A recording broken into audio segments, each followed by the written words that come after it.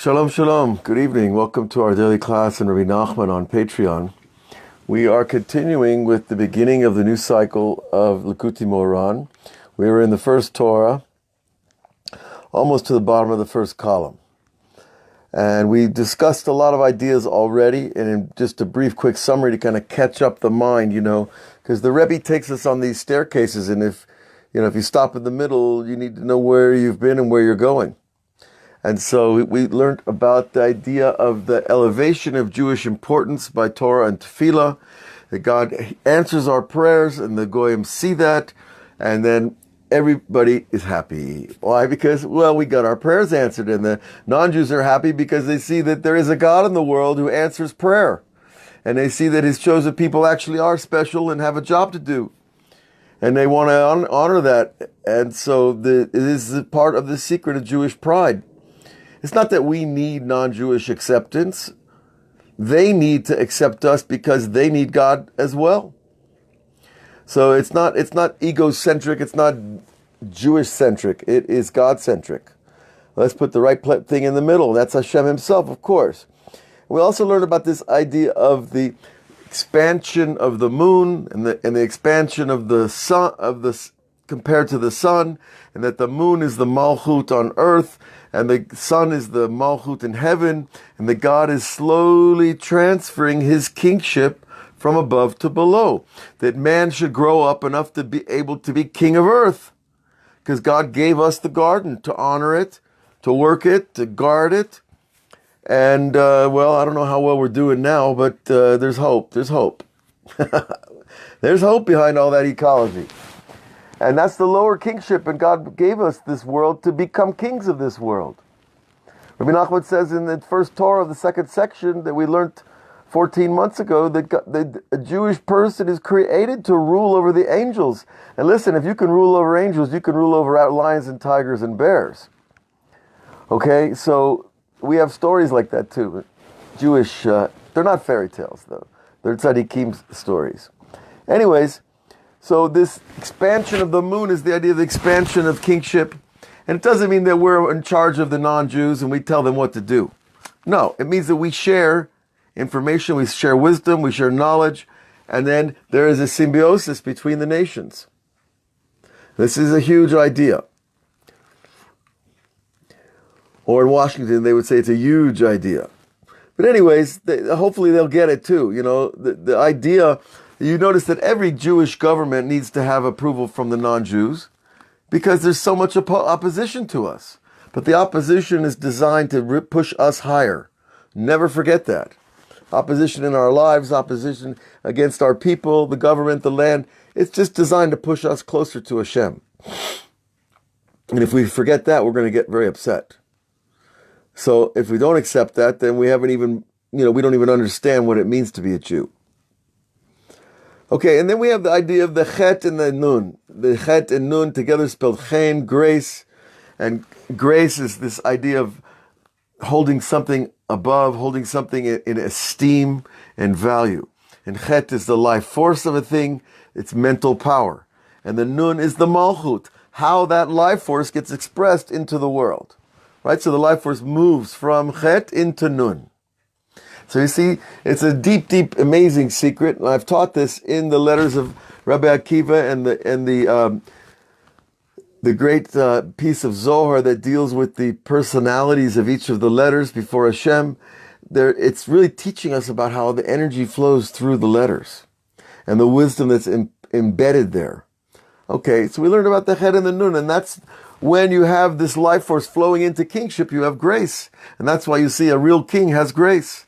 And a real queen knows how to handle her position, not with arrogance and not with foolishness, but with real royalty. And real royalty does not mean that you got it from your grandfather. It means you get it from Hashem.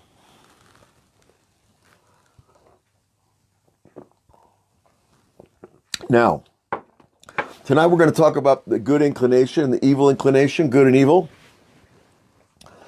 And he begins here on the bottom, he says, what we've been learning so far, also we'll see it this idea of the kingships, the good kingship and the bad kingship. There is a concept of the good kingship, and there's a concept certainly of the bad one. Where are they in the world? Well, don't talk to the conspiracy theorists about that, because all they can talk about is the bad. They haven't yet found the good. But Judaism says, no, there is a good kingship and there is a bad one. The good kingship is the kingship that is designed and built on the Torah. And even if we don't have one, there's one waiting. Trust me. And the bad kingship, of course, is the kingship that seeks to simply serve itself and not the people. Okay, so this is the Yetzer Hara, Yetzer Tov in a person. There's also a throne, and it's right inside your heart. And there's two forces competing for that throne. And guess who they're operating on? You, in your heart. And that throne is the center, so to speak, of those two forces. Now this Ki HaYetzer Tov, he goes on, is Nikra Miskein Chacham. We learned this as well, that he's called an unfortunate wise youth. And the Yetzer Hara is called of course we said the Melech Kasilu Zaken, the old foolish king. So you kind of see the matchup is pretty good. It really would make a nice comedy. The two of them fighting it out. Bechinat Malchut, which is the kingship. Bechinat Onia Dalet Le Garma Klum Ki Im Et Mekabelet Me'Chochma. So the holy kingship is miskena. It's poor. It's lacking because it only receives from above. It doesn't have what to give to itself, and so that is contrasted to the Yetzer Hara, Nikra Melech Zaken V'Ksil, right? The old foolish king. Bechinat Malchut is the kingship of the other side. Sheina Chafetza B'Chochma V'Seichel, because the kingship of the other side is not interested in wisdom and understanding, knowledge. It's interested in lust, desire, power, and all those good things. Bechinat Lo Yachpotz Ksil B'Tvuna. And King Shlomo said, the fool does not want to understand things. You ever have somebody that try to, I just got this great idea, I'd love to tell you. And they're like, don't bother me with your ideas. That just means they're not really interested in understanding, because if you understand understanding, right, then you understand that you can receive everywhere more understanding. And that we don't shut ourselves down to the wisdom that is in the world and the understanding that exists between all the great things that God has created. And he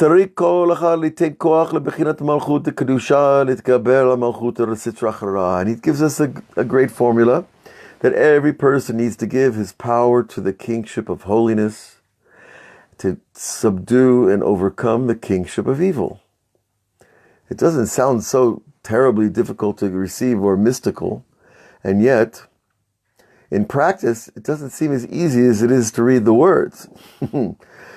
So we go forward, as our sages taught in Mesechet Brachot, Leolam Yergiz Adam Yetzer Tov Al Yetzer Hara. A very interesting idea. Always a person should arouse his good inclination against his evil inclination. That there's this, the nature of good is that it likes to enjoy being good. I don't want to go to war. I'm good. You know, what do people say when they have enough of whatever? I'm good. You know, it's street slang. But really, the idea of I'm good means I don't need anything. I'm fine the way it is. And evil is always hungry, always pursuing, always greedy, always lustful, never satisfied. As the rabbis say, someone who has 100 wants 200. Always. And that could be million or billion, whatever it is. So, that's the nature of evil. It is not allowed to be at ease. Because it's evil. That's the whole nature. There's no peace. You know, in Judaism, we don't say hi, hello. Well, we do, but the traditional greeting in Judaism is Ma shalomcha, how is your peace? And we say shalom, peace. Because peace is the goal here. And so peace, of course, is balance, and peace is being good with what you have. So the Yetzer Tov, his nature is not to fight. And the Yetzer Ra's evil is always to fight and pick and dig and scratch and do all kinds of unpleasant things. So this is happening psychically, it's happening in the heart, it's happening in families, it's happening in communities, nations, and the entire human race. Okay, so we have to arouse ourselves, the kingship of good, of holiness and goodness, over the other side, because otherwise the other side will not stop. You know, it's like that charging beast in the field. You have to kill it or it will kill you. You have to. Now, it's a pretty rugged, a pretty coarse metaphor. But unfortunately, this is the nature of this world. And so the rabbis tell us, arouse your good inclination against evil. And he tells us, how do we give our power to the holy kingship? How do we actually do it? Al Yedei Torah. Well, through Torah itself. It could be learning Torah. It could be passing out books of Torah. It could be giving money to yeshivot and to sages. All of those ideas are giving to Torah. Power to Torah. Shehu osek b'koach. But Dafka, he tells us the type of Torah that you use your strength and you yell the words and you're excited and you're enthused and you put your body into it. And I'm not like sitting sababa on the beach. You put your power into your Torah. That's giving the power to the kingship of holiness and taking it from the other side. You know, and if you've been around yeshivas and you've seen guys really learning, you could tell. There's some rabbis, they don't even sit down. They won't sit to learn. They always stand. Because they understand. Part of the war is just keeping on your feet.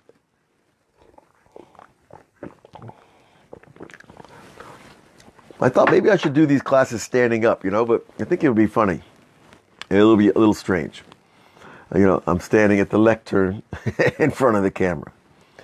Well, maybe you have an opinion about that. Either way, I'm sure Ariel will have an opinion about that. But the point is that it is a war, and we need to put our power, our physical power, in the learning of Torah, and that takes the power away from the other side, which is really, it's huge. Nope, I used that word again. Okay. Now,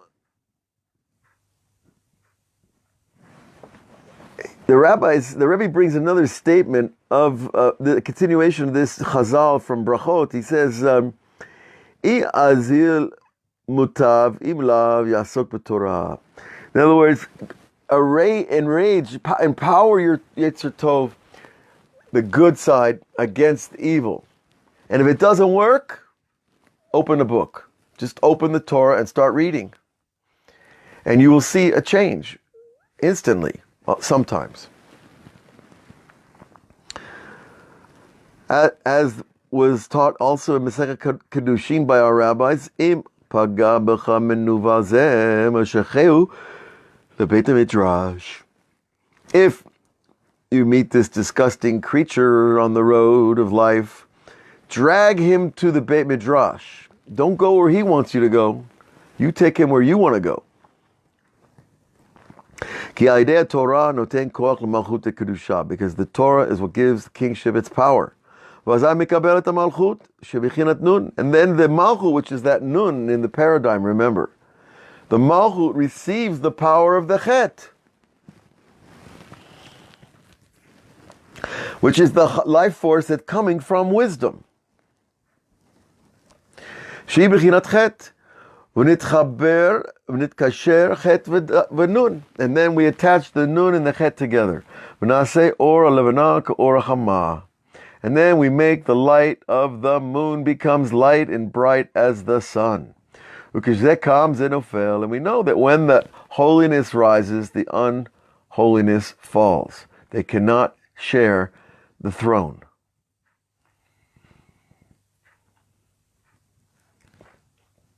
As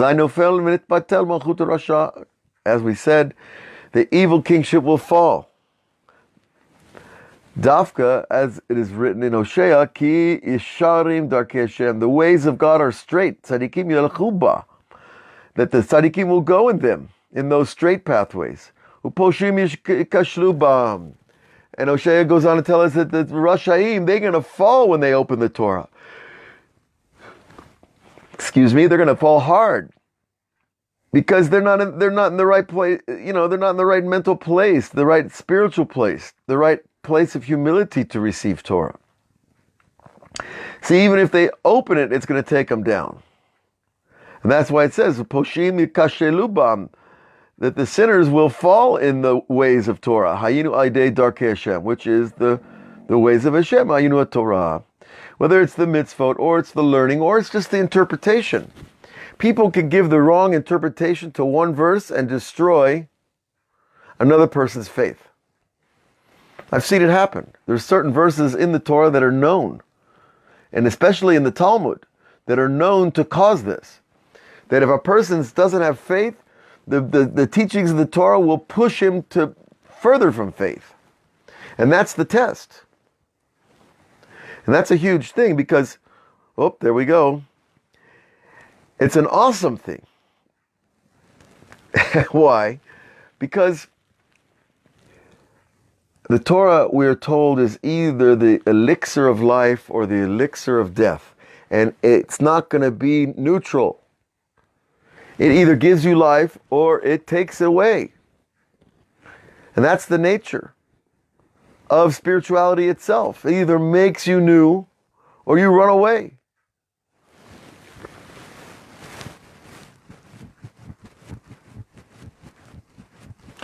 Now he goes on to tell us an interesting thing further. And through the tzaddikim, who are attached to the kingship of holiness, they receive more and more power from the Torah. So it's a beautiful thing. In Torah, the older you get, the more powerful you get. Most things in the world, the older you get, the less powerful you are. But the sinners will fall in the ways of the Torah, which is this aspect of the evil kingship, the evil inclination, that it's fallen and it's subdued by the Torah. And it's not the idea of destroying evil. It's subduing its power and then taking its power back for Hashem. If you were going to, let's say you robbed a bank, God forbid, someone robbed a bank with somebody, and after he got the money, he said, I can't do this. Well, he doesn't want to go to jail, he doesn't want to face up to the police, whatever it is. And he takes the money and gives it all to a good cause. The old Robin Hood syndrome. Now, to begin with, it's not the Torah way to steal in order to give to the poor. We have a principle that teaches that. Lo yetzeh tov min hara. That evil, the good won't come out of evil. Now, but there is the potential of God changing evil, and then the power is transferred over. So you see, this is why people that are new to Torah, they bring all their power from the other side, from the world of, Hollywood and Manhattan and all those places we had to go through. When you bring that power with you to holiness, it's a force. It's a real force. And you'll see that people that have this, it's because they took that negative power and they dragged it to the holiness. And they subdued it. And this creates a wonderful change in a person and in a life and in the lives of people around them. And we see it over and over. And all we have to do is look. So this idea is something that we're going to have to live with and work with for a long time. All the time we're on this planet, because we have a Yetzer Ra and a Yetzer Tov. But we can win the battle. All we got to do, the battle is just to open the book and keep your heart clean for Hashem. And it's hard work, because the world doesn't want to give you that. And when we sleep, evil likes to stay awake. and get in the way and cause problems. So the next time you get hit by, as it says, that's something disgusting, something that's unacceptable to you morally, spiritually, comes, take you, drag him to the Beit Midrash. Open up a sefer.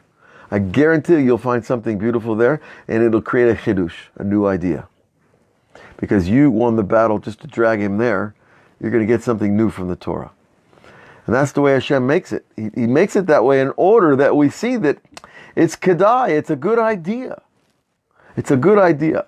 Because we can't get out of the fight. But we can win if we know and we fight with the right tools and the right weapons. And that's the Torah, that's the tefillah, and that's going with the tzaddikim.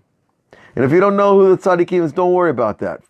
First thing, get ourselves straight. Get right with God. You're going to be good. It's going to be a great Shabbat. We're going to talk tomorrow, a live Facebook talk about Shabbat and the Baal Shem Tov. And hopefully we'll have some stories and some interesting things to inspire us further. And we will keep on. All the best to all of you. Good night.